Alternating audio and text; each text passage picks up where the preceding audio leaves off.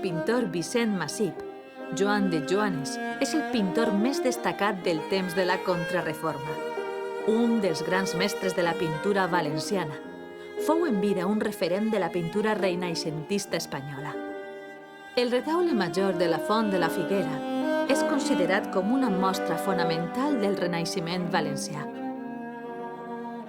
És una de les obres més emblemàtiques del pintor. Fou pintat conjuntament per Joanes i Requena, els quals residiren a la localitat mentre realitzaven el treball. El rei Carles IV es va encapritxar de la taula del Salvador del Sagrari i se l'emportà a Madrid.